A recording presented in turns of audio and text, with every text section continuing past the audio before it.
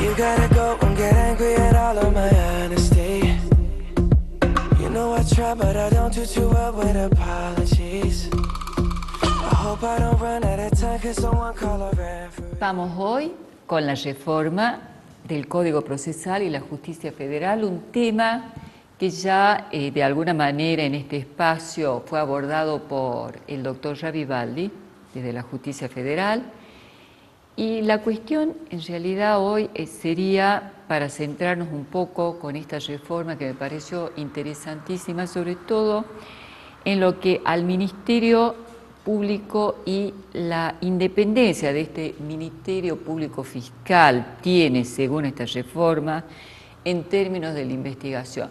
A nadie se le escapa que este es un país que sale de una corrupción en donde pareciera que esto no ha sido posible durante muchos años, y la propuesta de la reforma del Código y la independencia del Ministerio Público Fiscal nos hace tener una ilusión en términos de que la investigación se realice cuando de pronto también el Ejecutivo está ejerciendo sus funciones.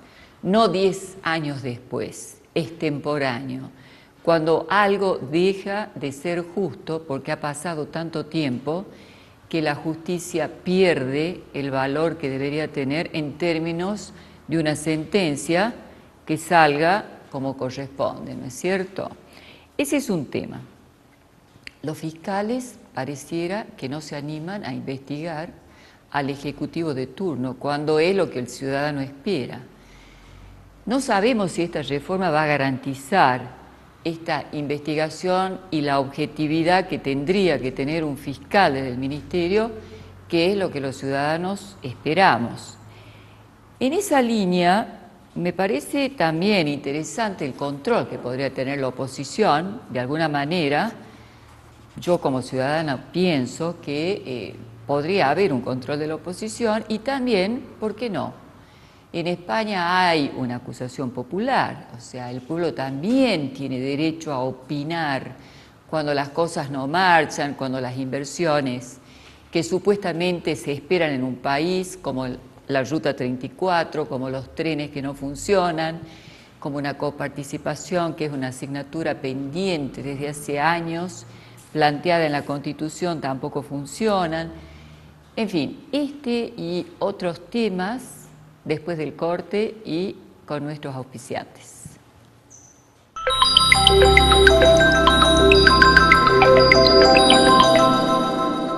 El aire es nuestro.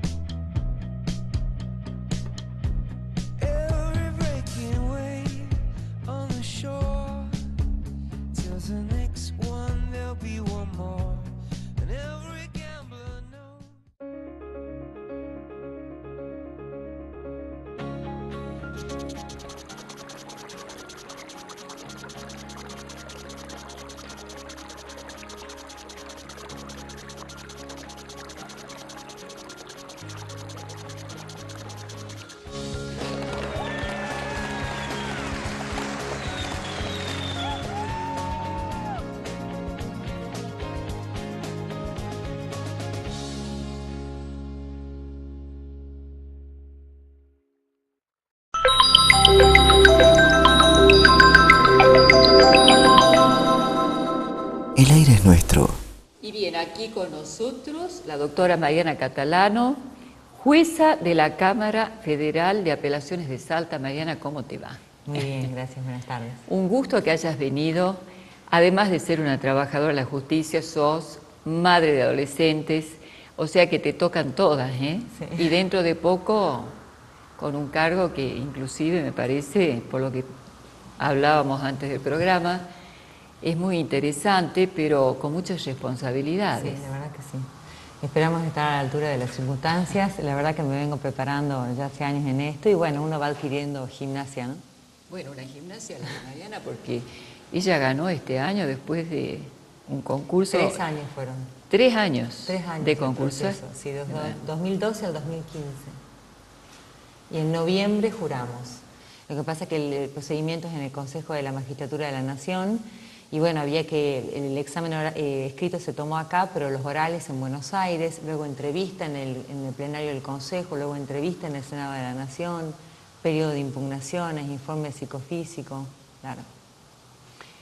Bueno, de pronto, yo decía, hay mucho para compartir, así que va a ser un gusto para este programa y este canal que nos visites, seguramente en el año 2017, porque ya el 2016 se nos está yendo. Así es, así es. A mí siempre me conmovieron algunos temas que tienen que ver con la justicia federal.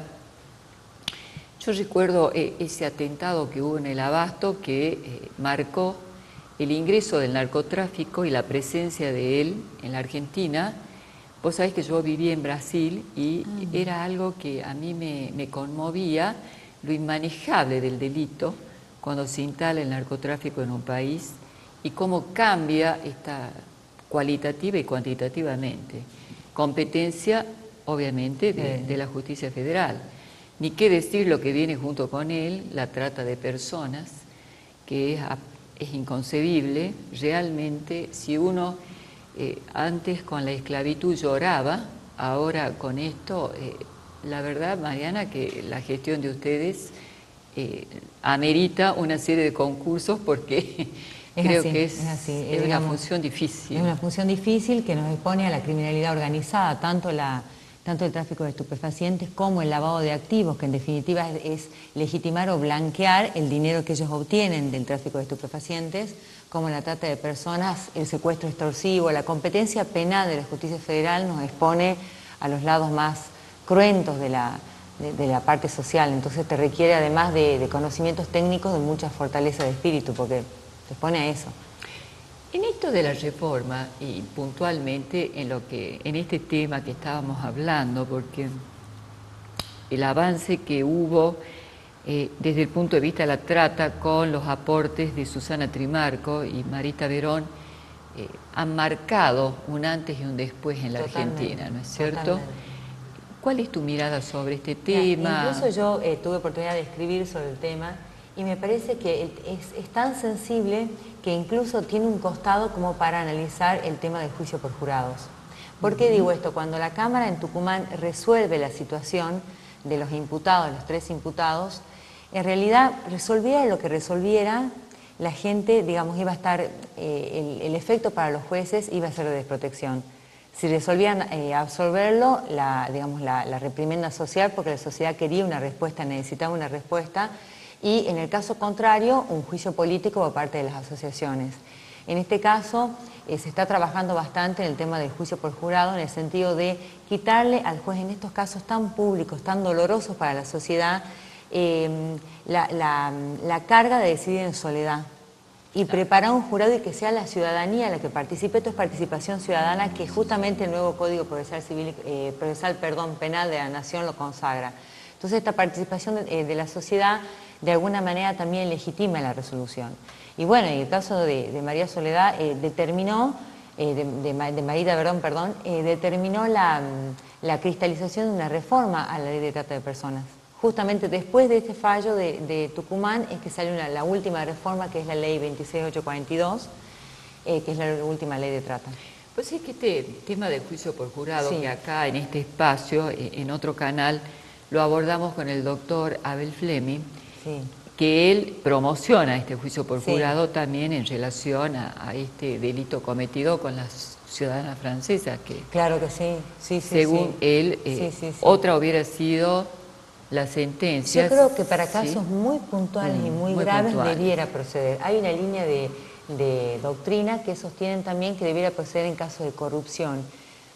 Ahí me parece que hay que ver un poquito porque depende un poco de la tecnicidad. En tema de corrupción hay mucha pericia, hay mucho informe contable, es muy técnico y se corre el riesgo siempre en el juicio por jurado del prejuicio o del juicio sin demasiado sustento jurídico-fáctico, sino más bien en sensaciones, en impulsos. Pero bueno, la idea es instalarlo respecto de aquellos delitos que son caros a la sociedad. Yo he visto muchos debates en relación al juicio por jurado, sobre todo en Estados Unidos. Sí, claro. A donde el juicio por jurado sería lindo que le contés a los chicos y al público nuestro en general.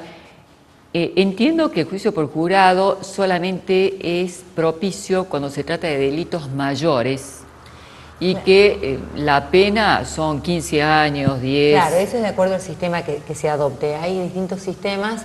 Hay sistemas donde el jurado es solamente lego, es decir, son ciudadanos. Hay jurados en que hay también abogados en el medio, mezclados. Hay jurados en el que el juez les da las directivas, le hace las preguntas y entonces el jurado va conducido a responder lo que más o menos le va orientando el juez a través de sus preguntas. Hay distintos sistemas y con matices.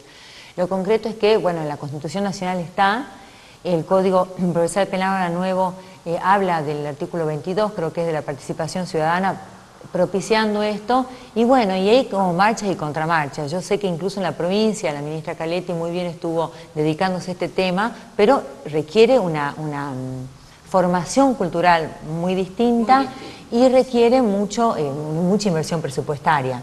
En algunas provincias en Neuquén... Porque ellos se les paga, ¿no es cierto? Sí, claro. El ciudadano que está participando recibe es que un sí, apoyo por lo menos económico. además viático. Suponte en Neuquén existe el juicio por jurado, en Córdoba también, y la aceptación de la sociedad es alta. Y a veces hacen jornadas agotadoras de audiencias y obviamente que eso tiene todo un sistema, tienen viáticos, a veces además para proteger al jurado que puede ser vulnerable a las influencias, de alguna manera se lo aísla o se los coloca todos en el mismo lugar y evitando que los medios afecten, que todo eso afecte, y eso también requiere fondos. Claro. Se los aloja en un hotel hasta que se terminan. Salvando, digamos, las distancias donde yo digo, es una ficción creer, en primer lugar, que todos conocemos las leyes, y segundo, es una ficción pensar que las leyes van a resolver los problemas que tiene la sociedad y la justicia también. O sea, yo creo más en lo preventivo que en la judicialización del conflicto, pero de cualquier manera, instalada en la Argentina la reforma del Código, hay un abordaje sobre el conflicto, ¿no es cierto? ¿Cuál es tu mirada sobre esta reforma? ¿A dónde apunta? Mira, esta reforma, ¿Cómo pretende resolver los conflictos? ¿Qué es lo nuevo que hay en esta historia? El otro día, yo te comentaba hace un momento que estaba viendo tus programas y el Renato Ravivaldi, que es actualmente presidente de la Cámara, lo describía muy bien. Es un código a nivel nacional que hace mucho foco en el Ministerio Público. El Ministerio Público es el dueño de la acción penal y es el dueño de promover la investigación que hasta este momento la hace el juez. Esto en la provincia ya cambió hace unos años, desde 2011, incluso un poco antes, ya tenemos el sistema acusatorio. A nivel nacional, ¿qué pasaba? ¿Qué pasa actualmente? El juez investiga y el juez juzga. Y eso se entiende que no reviste condiciones aceptables en materia de imparcialidad. La idea es que el que investigue, exacto, el que investigue y acuse no sea el que juzga. Entonces, es un procedimiento de partes contradictorio, donde el fiscal junta la prueba, investiga y acusa, y la defensa defiende. Y el juez está acá regulando el proceso y velando por las garantías, pero no es el que investiga. Este fiscal, que es el dueño de la acción penal, a su vez, en el nuevo código, puede ejercer lo que se llaman criterios de oportunidad. Hay una disponibilidad de la acción penal que lo que implica es que el fiscal puede elegir los casos y pueda desechar o archivar aquellos casos que no son importantes, que es lo que se llama justicia de bagatela. Lo que se quiere es preservar los recursos del Estado para que se investiguen y se juzguen delitos graves, aquellos donde hay una verdadera ofensa social. Por ejemplo, un caso de muerte de pena natural, que es cuando un padre viene manejando, choque y se muere el hijo que está con él o se muere un miembro de su familia, la propia naturaleza de las cosas hace que para el hombre sea un calvario el hecho sucedido. Entonces, poner ahí la persecución penal y encima, digamos, sumarle una pena, se entiende que no tiene demasiado criterio. Sentido, claro. El otro día estuvimos el viernes en un curso y nos mostraban sentencias de Chubut a una mujer que robaba sistemáticamente en el supermercado. Pero, suponte, yogures Ser en la cartera, chocolatines. En realidad, hay que procurar de qué manera, también sobre eso estoy escribiendo, de qué manera hacer que esta persona reconduzca su conducta antisocial. Pero en rigor no hay demasiada ofensa social como para que el fiscal, para que el Ministerio Público y la justicia esté toda persiguiendo estos delitos. La idea entonces es Además, separar.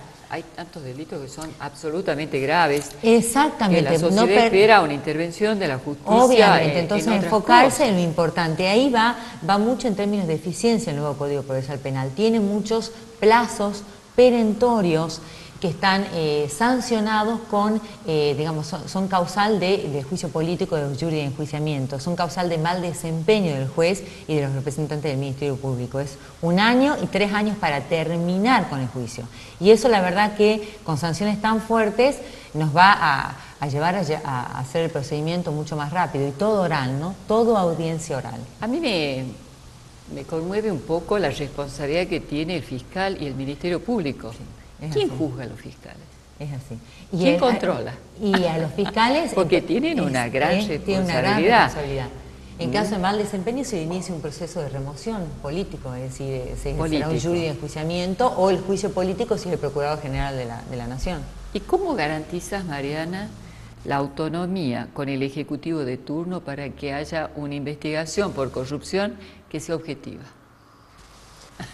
Esa es la pregunta que uno se hace. O sea, lamentablemente venimos de una historia política complicada, no vamos a entrar en los detalles porque son de público conocimiento, en donde yo digo, si esto hubiera funcionado, y creo que la justicia tiene una deuda pendiente con la sociedad argentina, entonces por eso estas preguntas tal vez brutales, te pido disculpas, pero es así.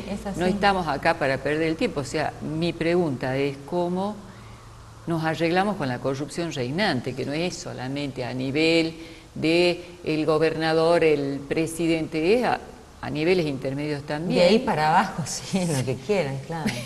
Cuando las cosas pasan es porque hay una permisividad también en el lazo social. O un no control, que es lo mismo, es decir, es tan pernicioso como la permisividad.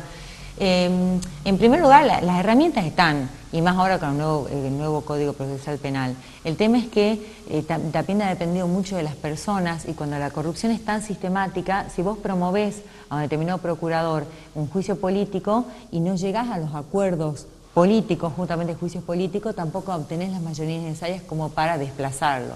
Tiene que haber una política de Estado mucho más fuerte. No había una política de Estado en contra de la corrupción. Hay oficina anticorrupción, es todo un blablé, pero en definitiva no había una directiva tendiente a llevar al final las causas, como se ve que está ocurriendo ahora.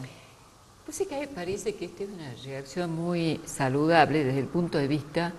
Es muy cuestionada la investigación y lo que aparece inclusive en los medios, a quienes yo felicito, mis colegas, porque creo que gracias a ellos han ocurrido muchas cuestiones que han cambiado el destino de la República Argentina.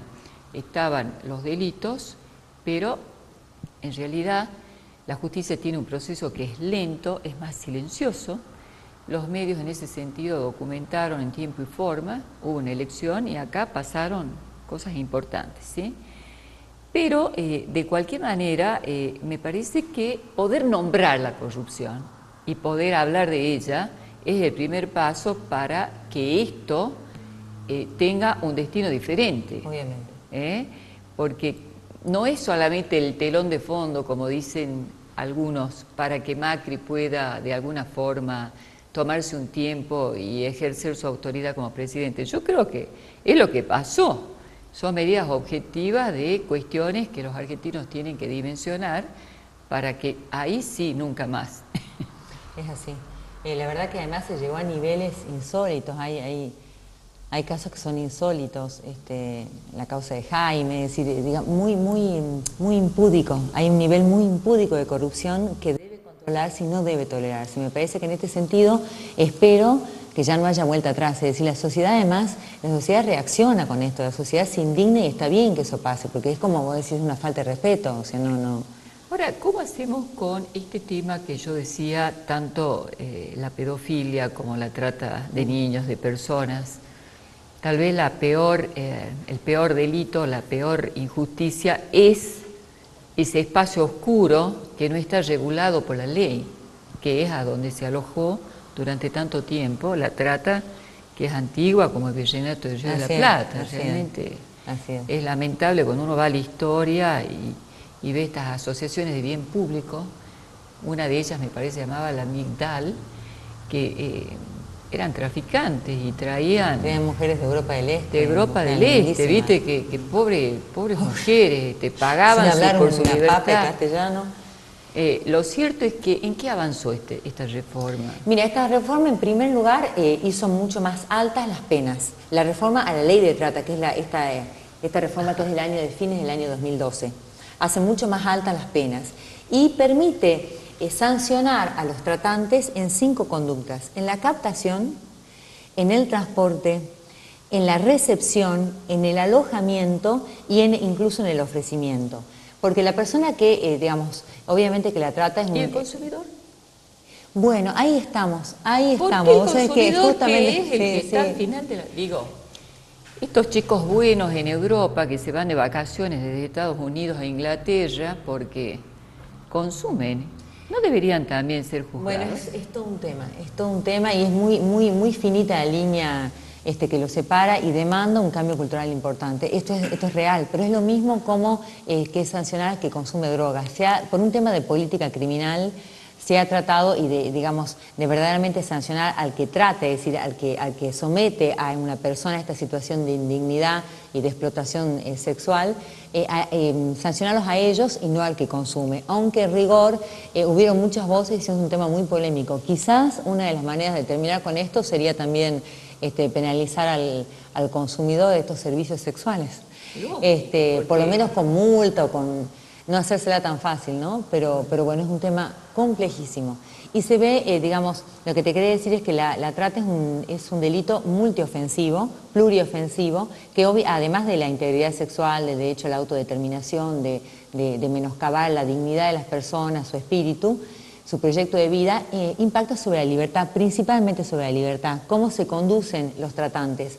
Normalmente les prestan les compran un boleto de colectivo, les dicen que van a ir de trabajo. Hay mucha captación acá en el norte y las mandan al sur. Las mandan a Ushuaia o las destierran. Exacto. Y la idea es exactamente que van a ser modelos o que van a trabajar en cualquier empresa y les piden el documento. Cuando llegan allí ya están indocumentadas, están en deuda porque ya el pasaje se los regalaron. Y se terminó y las llevan a un cuarto y prestan servicio la cantidad de horas que a ellos se les ocurre, con deficientes condiciones de higiene, muchas veces quedan embarazadas. Por eso ahora incluso vi que la semana pasada se firmaba un convenio con la ministra de Justicia de Salta, donde ya no se pueden hacer transportes sin documento. Claro, porque en el mismo momento que les pagaban el pasaje en colectivo a donde fuera, les sacaban el documento. Entonces ya, sobre todo con inmigrantes, la situación es peor. Y después se da la trata laboral, también hubieron casos de gente traída de China para trabajar en algunas fincas, siempre indocumentados, ¿no? Ahora, pues es que yo creo que el porcentaje es ínfimo al lado del otro. Sí, por supuesto. Y lo que sí me gustaría pedir a Macarena es que nos muestre, porque vos sabés que esto es una documentación que la obtuvimos precisamente de la policía española, ¿no? Donde a nivel mundial la cantidad de plata que mueve esto, 32 millones de dólares, esto me parece que es del 2012, ¿no? Sí. 25.000 euros por año. En Europa, 2.280 millones de euros por año.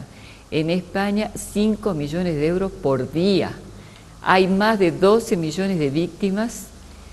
Y la verdad es que no solamente es conmovedor esto, porque no le pasa solamente a la Argentina y Sudamérica, sino que hay países como España, sin ir más lejos, que tienen condiciones adversas en relación a la ley de trata, porque con este problema de la inmigración han decidido cerrar puertas y ahí es a donde se fomenta más todavía esta cuestión de la trata de personas. Claro, se da el fenómeno no del rapto, del engaño, sino de mujeres, niñas en estado de vulnerabilidad que hasta aceptan esa condición con tal de ir a vivir a otro lado, con tal de escapar de la guerra, con tal de escapar de ciertos sistemas. Seguir vivos. Sí, obvio.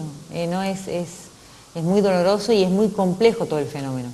Bueno, pues sí que me parece muy interesante tu comentario en relación que a mí el consumidor, ¿no? Sobre todo cuando se cuestionó mucho la fragilidad de la justicia nuestra, con este caso de la francesa, Coincidentemente, nosotros trabajando en un trabajo de campo de inclusión social en Güemes, descubrimos una red cuyos consumidores, en esta red de trata de personas y de adolescentes, de General Güemes y de Jujuy, de San Pedro, eran consumidas en París, coincidentemente con la muerte de estas chicas. Entonces yo dije, esto se soluciona a nivel mundial, indudablemente que si hay una toma de conciencia de los ciudadanos que están en el planeta Tierra en relación a su conexión con el mundo, y a que hay que tratar también estas cuestiones que son insoportables y hay que cambiar la relación que uno tiene con la vida.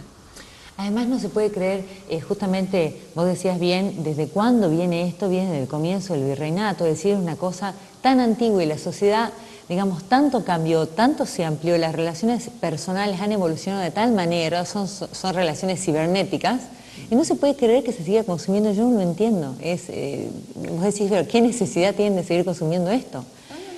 Pero evidentemente el ataque tiene que ser más enérgico y sí es transnacional y sí requiere esfuerzos transnacionales. Así como hay que sintomatizar, decimos nosotros en mi área, el psicoanálisis, hay que sintomatizar el consumo de drogas, me parece que el que consume una droga se hace daño a sí mismo, pero el consumidor en la trata es un perverso y como perverso hace daño a otra persona. Entonces es distinto el paradigma del consumidor en la trata. Entonces yo creo que ahí mi invitación a la justicia es que hay más elementos y a la sociedad para condenar al consumidor en la trata.